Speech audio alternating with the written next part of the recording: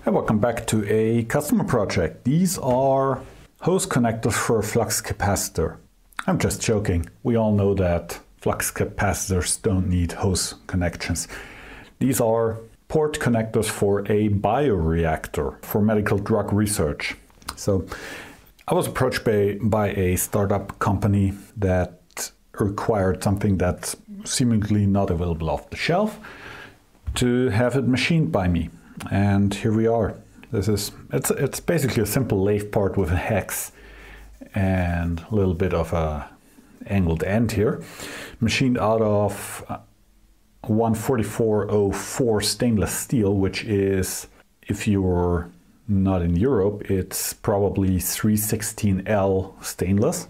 And normally I wouldn't do a video on this part because it's really very, very straightforward. A little bit of a thin wall turning here and here, but that's not too crazy.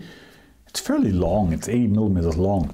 It requires pretty good surface finish so you can easily clean and sterilize it. So similar to the vacuum chamber work that I have done previously, needs to be clean. But we have a thread here. It's a PG 13.5 thread. What's a PG thread? That's a Panzerrohrgewinde. This is a weird one. This used to be a standard for conduit pipe when you did electrical installation, or also pipes to machines to run cables. These were called Panzerrohr. It's basically an armored, Panzer means armored, and Rohr is a pipe. It's an armored pipe. It's black steel pipe. And those used to have a special thread, which was called PG, Panzerrohrgewinde. Doesn't have to do anything with the panzer in a military sense, like a tank. It's panzer in the case of the sense of armoring the cable that runs inside the pipe. But for some reason, the manufacturers of bioreactors, as far as my limited research went, tend to use these threads too. And they are a complete oddball thread. They have a PG 13.5 thread. It has a, let's say this is the thread. It has an 80-degree included angle between the sides of the thread. The OD of a PG 13.5 is a diameter 20.4, and the pitch is 18 threads per inch. So 18 TPI, this degree. So 1.41 millimeters per 1.41 millimeters per ref. So that's the thread. And since I don't have a bioreactor here to test fit the thread, I went on the internet and got me a thread gauge. This is a Go gauge for a PG 13.5. So if this goes nicely on the thread, doesn't wiggle around like crazy, it will be fine. I didn't go for a no-go gauge in this case. Then the next problem is the 80 degrees, so we have to grind the tool. First, I considered doing a high-speed steel tool, but we have 2023, so carbide it is.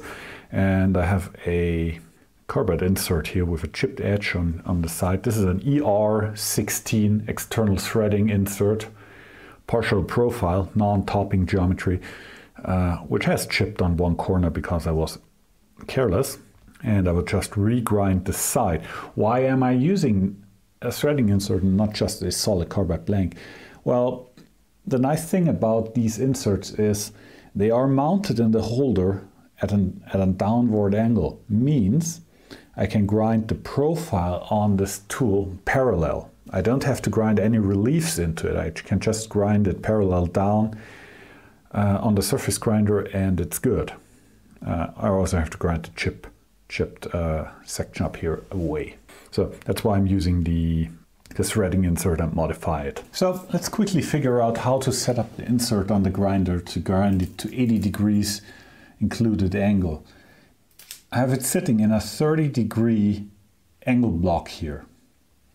And all the angles on the insert adding up on the tip here, which is the cutting end, makes, well, it's hard to show, makes this surface now level. To get this insert to an angle of 80 degrees on here, we need to tip it this direction. Means we need, instead of the 30-degree block,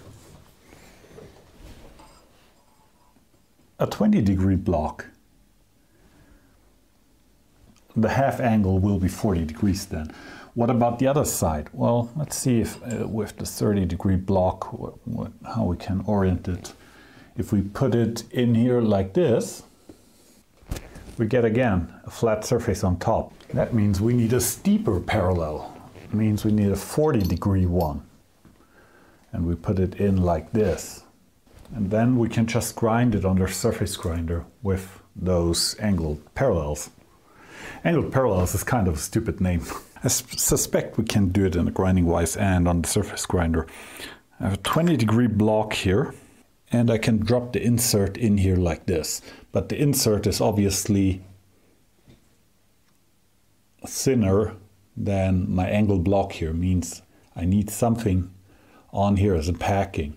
And I figured, since this has a central hole, a ball bearing ball would do nicely. Also gives a very defined pressure point against the insert. We have to be a little bit careful with our tension on the vise, otherwise we will Brinell the bearing ball into the moving jaw and leave a nice dimple. Normally I would grind a small flat onto the bearing ball in here, but I figure for such a light duty application that I'm doing here, it will be fine. So we just very lightly clamp it. Now this insert is held in place, and we can do our surface grinding on top of the insert. Let's go to the surface grinder. I'm just plunging down with the grinding wheel until I clean up the whole side of this insert. Then I'm traversing over, because the face of the grinding wheel is not 100% parallel to the magnet of the grinder.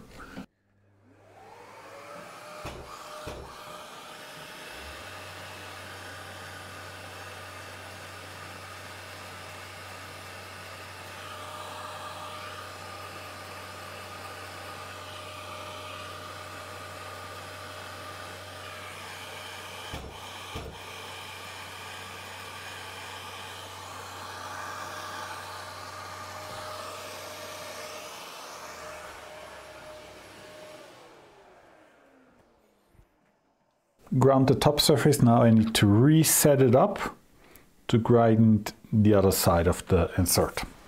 Ball bearing in the insert. I'm holding it with my thumb before you think it's held magically in place. 40-degree parallel, and the insert just drops on top of the, well, I always say parallel. It's not a parallel, it's an angle block. And then we just clamp it in place. Now I'm grinding the other side of the V profile on this insert.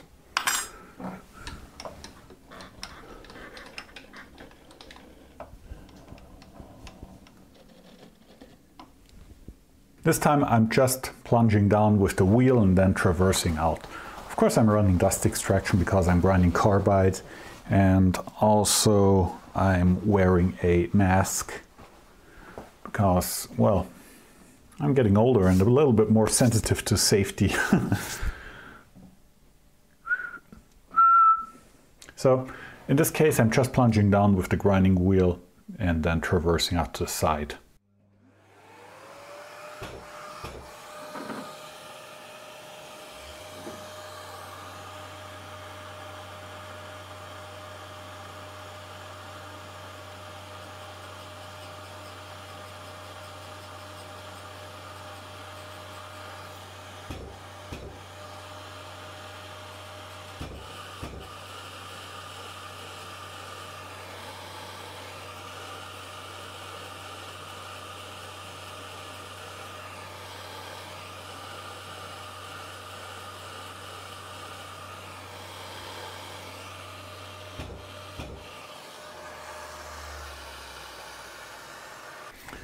there we go. It should be an 80-degree insert now.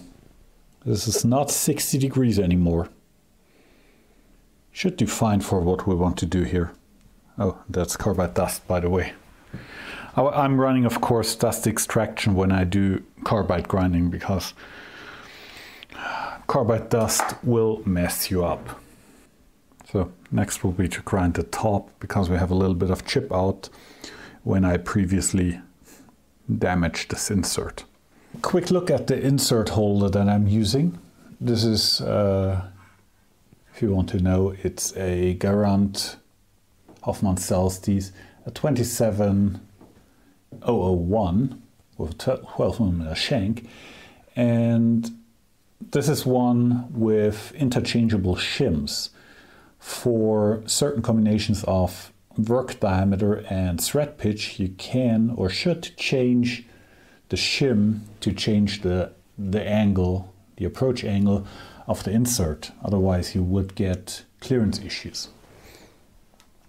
And also you can see that the insert is radically tipped to the front to create the clearance angles on the cutting edges. So let's get this insert out here. Where do you find when to use which shim? Well, they make a handy chart for that, of course.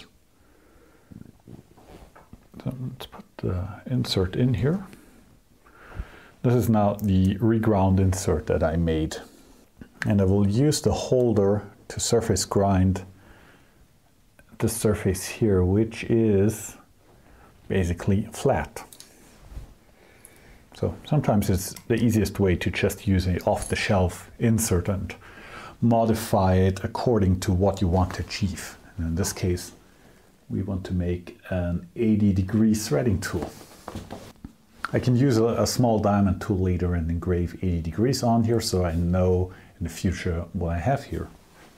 Just put the entire multifix holder onto the magnet, and I'm just surface grinding the top rake of the insert.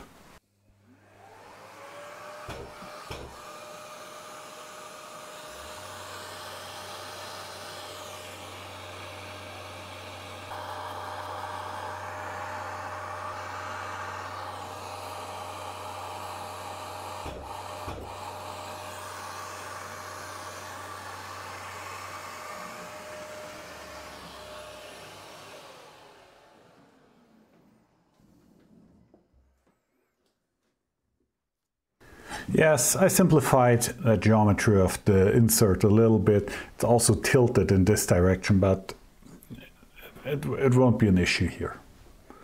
So here is our reground insert geometry. If we might get problems with this little tip sticking out here. We might have to knock that down with diamond wheel. But apart from that, should be working out. I turned down a piece of the 14404 steel to 20.4 millimeters, which is the OD of the thread. I set the lathe to 18 TPI, and well, let's thread. When I do threading, I like to blue up the surface that I'm working on. It helps seeing what's going on and how much land on top of the thread is left.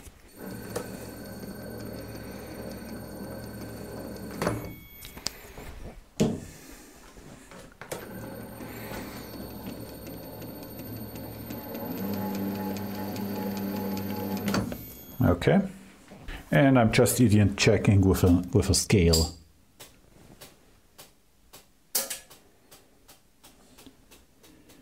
And that's roughly 1.5. Looks like a little bit less than 1.5, which makes sense because it should be 1.41.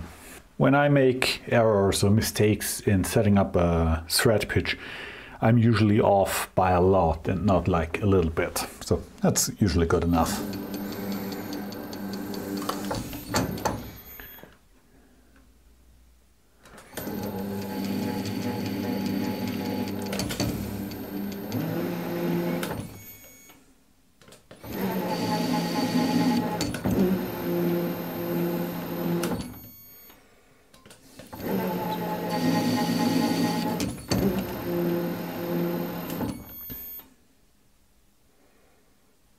Hey, are you straight in feeding on this thread? Oh yeah, I am.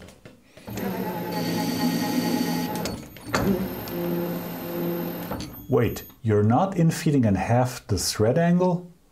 Yep, I am.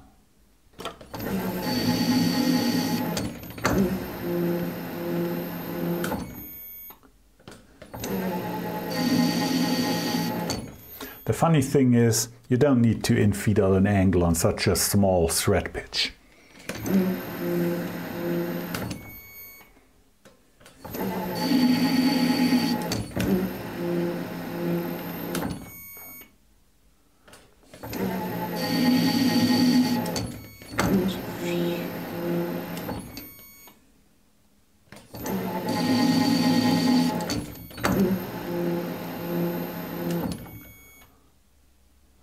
Especially on a material that machines relatively easy, like 316L or 14404.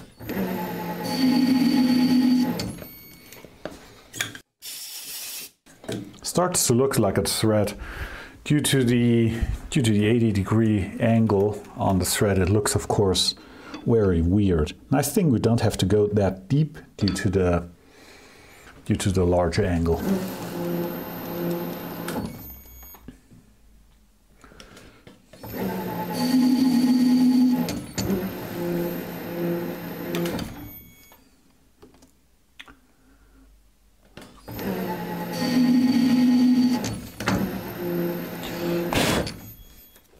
I'm always coming back with the thread gauge and double checking when the land of the thread looks like a thread. I'm like, at this stage I'm infeeding 50 micron per pass until I get a thread fit that I like.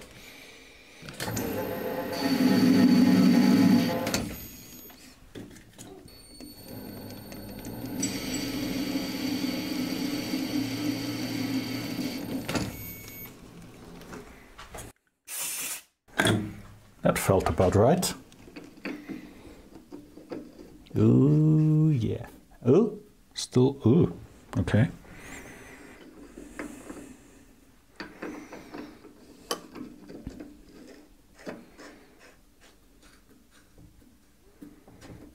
Oh, that's interesting effect. Oh, by the way, also make sure that your thread gauges are super clean, especially when you thread stainless. Otherwise you will find yourself abrasive cutting off a thread gauge from your part. I messed up. Did you remember when I said that I'm either spot on with my thread pitch or completely off? Well, this is a good demonstration that that's not true. I messed up my change gear setting on the machine and I get a pitch of 1.35 instead of 1.41. Doesn't sound much, but it's enough to make the thread gauge bind up after about, well, 4 threads. Huh, that's funny. So let's change gears to correct setting and try again. Oh boy. Okay, I changed the change gears to the correct setting. It was just 1 step off.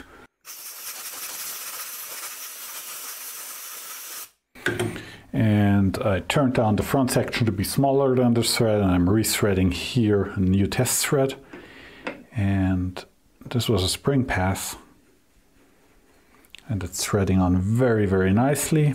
There is basically barely any wiggle. Conveying wiggle through a video is always a little bit hard, so let's get an indicator on here and measure some wiggle. Yeah, it's wiggling by 20, let's see, about 20 microns in this distance, so this is a very close fitting thread. It will loosen up a little bit once I deburr it and run a Cratex stick along it, but this is very, very promising. Very nice PG thread. So this reground and modified insert works marvelous. The material we're cutting here is of course helping. It's not like we're cutting any terrible to machine material. So let's make the real part.